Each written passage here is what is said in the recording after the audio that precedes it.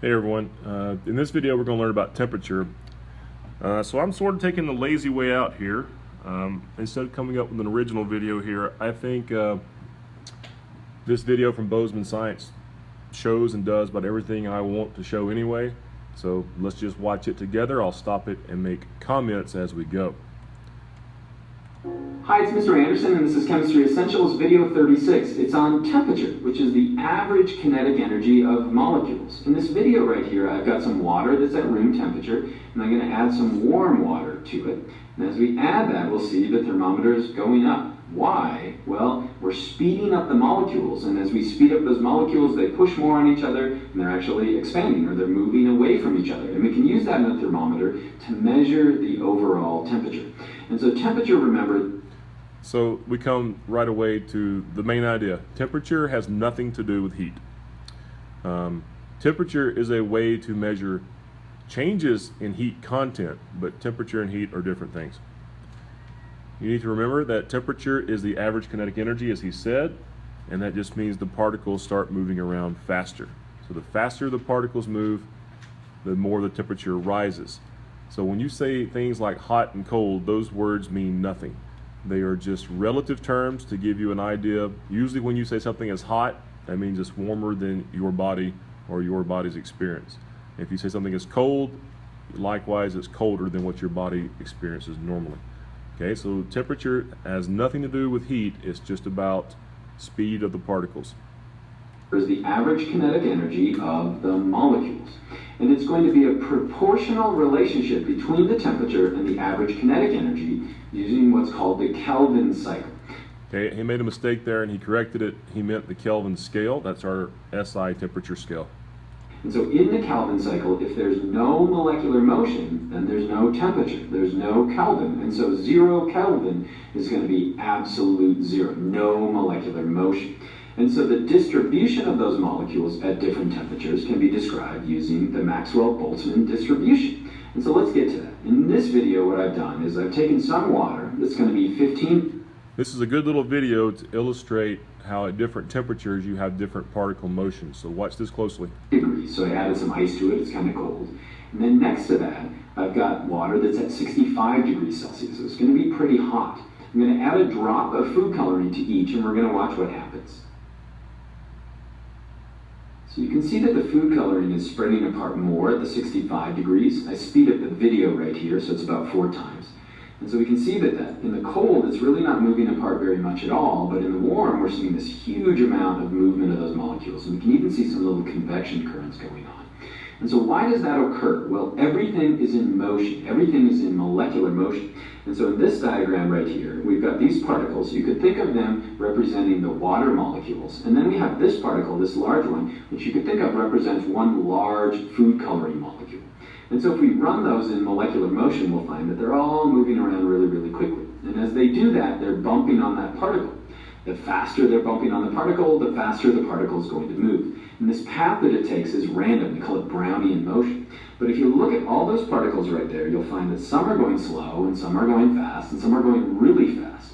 But they're not all going the same speed. And so when we're looking at temperature, what we're looking at is the average speed of all those particles. And so Lord Kelvin developed this scale. It's called the Kelvin scale. And what it does is it measures the temperature, overall temperature. And so using this scale, 0 Kelvin is going to be absolute zero, where there's no molecular motion. What you'll find is if we're looking at Celsius and the Kelvin, the marks are going to be the same. Celsius was set up where 0 is going to be freezing, 100 is going to be boiling, and so you can see how they kind of correspond in this right here. And so we can even calculate absolute zero in the chemistry lab. How would you do that? If we take a balloon and we simply measure its volume at different temperatures. So if we measure it at 0 degrees, put it in a freezer, for example, and then we warm it up and measure its volume, and then we cool it down and measure its volume, what we could do is we could just extend that line, and what we'll find is that that's going to have 0 volume right at absolute zero. In other words, all the molecules are not moving at all, so we would approach that absolute zero. And so the max... Okay, so that's the idea of temperature being particle motion. Now he's going to start talking about the Maxwell-Boltzmann distribution, and I want to make sure we understand what's going on here. He said something on a previous slide here that's really important. Not all the particles are traveling at the same speed. Okay, we talked about temperature being the average kinetic energy. So that must mean that there are different speeds if you're going to have an average. There will always be some particles that are moving really slow, like almost zero slow, and then you have the entire range up to incredibly fast. So let's take a look at the Maxwell-Boltzmann distribution. Maxwell-Boltzmann distribution really talks to the overall motion of all these different particles based on temperature. And so if we look at all these particles moving around or bouncing off one another, they're all going to have an average kinetic energy, but they're each going to have individual kinetic energies or speeds of their own. And so if we were to plot that out, it would look something like this. So the average is going to be right here, but there are going to be Do you understand why the average is just to the right of the peak? If you don't, let's think about it. If this were a perfectly symmetrical peak, the average would be right at the top. But as you can see down here, it's skewed to the right because there's more area under the curve here as we get increasingly larger energy. So that skews the average to be just to the right of the peak, somewhere around right in here where my cursor is. A lot of particles that have a slower than average speed and a lot that have a higher than average speed. And so if we were to increase the temperature, what's that going to do to the Maxwell-Boltzmann distribution? It's going to look more like that. In other words, we're going to have more particles that are going to have higher amounts of speed, therefore a higher amount of temperature. And we'll talk about heat and heat transfer in the next video. So I was going to ask, can you generalize it and say, if you increase the temperature, will this curve continue to flatten out? And the answer is yes, because what you're doing is you're taking that large portion of particles that have low energies and you're moving more of those toward a higher energy, so the hump, in essence, flattens out a bit. So the next logical thing here to see if you understand is, what would lowering the temperature do to the blue curve? Would it make it the same? Would it make it just shift to the left at the same height? Would it shift to the right at the same height? Would it look like the red curve, or what? Well, if you said it shifts to the left, you're right. So what we would get, if you could follow my cursor, you would get a narrower peak that would probably be a little taller if you lower the temperature. Because when you lower the temperature, you're really restricting the low end of the range of speeds the particles can have. And more will be in that range. So your peak, which is the, I guess the mean is the closest thing for math that you would have to that. The mean gets really tall as you lower the temperature.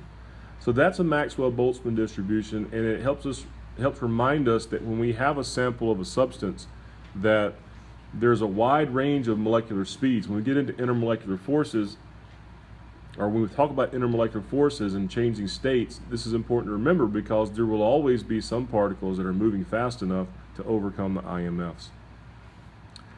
All right, well, if you have any questions about temperature, come and see me, but before we end this video, I'm going to go through some conversions. Okay, so when we talk about measuring temperature, we have different units. We're going to talk about Fahrenheit because that's what we interact with daily. And then Celsius is the metric unit, and then Kelvin is the SI unit, so it's been standardized. The Fahrenheit, we're going to read an article on this, by the way, especially those of you in the GT class, on kind of the history between Fahrenheit and Celsius and what they're based on. But just in general, Daniel Fahrenheit made up a scale when he just added salt to ice to try to get it at the coldest temperature possible, and he called that 0 Fahrenheit. And so he set that up as a 0, and then he tried to boil it and set that as 212, and that's where the Fahrenheit scale came from. Celsius had a similar idea, except he arbitrarily picked 0 and 100 as the boiling and freezing points of water. But both scales were based, at least indirectly, on water. And then Kelvin, Lord Kelvin came along, and he standardized. He based it on the triple point of water. And so we know what those temperature and pressure combinations are, and of course it's an absolute scale. So the importance of Kelvin is that it is the absolute scale. There are no negative numbers. So when we do gas laws, we always have to be in Kelvin because we cannot have negative values. Think about calculating a negative volume for a gas. That's just impossible. So never plug in a Celsius temperature into a gas problem. We have a couple of formulas to be familiar with. I personally think you should just go ahead and memorize each of these formulas. Many of you are travelers, or at least your parents have taken you places. If you go to Mexico, if you go to Canada, if you go to Europe, Asia, anywhere, they're going to be in Celsius. I think the only three countries that still use Fahrenheit are the US, Liberia, and Burma, I think, or Myanmar. So you're going to have to do calculations to go from Celsius in those other countries into Fahrenheit, which you're more familiar with. And this equation will help you do it. I know in elementary school, middle school, they showed you some different equations. I think it was like probably 9/5 times C plus 32. Well, the 9/5 is just the 1.8.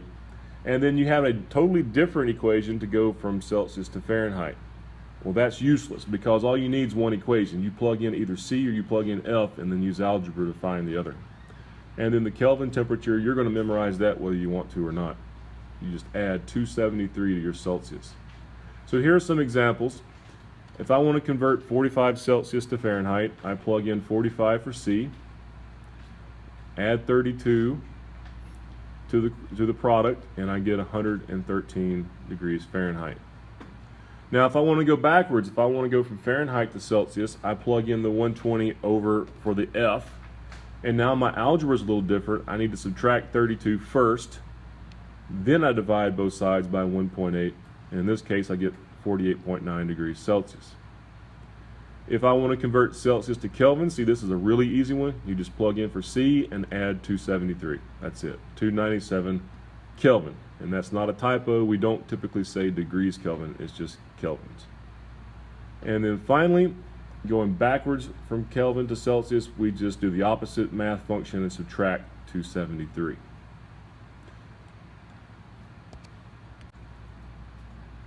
Okay, here's some practice problems. I want you to hit pause now and do these calculations for 1 through 6 just using the equations I just showed you how to do. When you're done, hit play and I'll have the answers posted. Okay, so here are the answers. Check your work real quick and see if you got them all correct. If you got any of these incorrect and you can't find your math error, come see me. It's possible I made a math error. I don't think I did, but just in case, come see me. Let's scroll down and look at number 7. We're going from Fahrenheit to Kelvin. So there's also an equation to go from Fahrenheit to Kelvin, but I don't think you need to use it. It's just not that important to memorize. Instead, what I suggest you do is go to Celsius first. So plug in your 98.6 and have that equal your 1.8 C plus 32. And let's get the Celsius temperature. I've solved it already. It comes out to be 37 degrees Celsius. And then let's just go to Kelvin using the other equation. So 2 equations memorized is better than having to memorize 3 and 4 equations for all this stuff. So the final answer here is 310 Kelvin. All right, you try number 8 and see what you get. Hit pause and work it out real quick. When you go through all the work on this one, you're going to get 10,727 degrees Celsius. And then if you plug it into the other equation, that's going to equal 19,340. Don't worry about sig figs, because I didn't worry about them when I made the problems.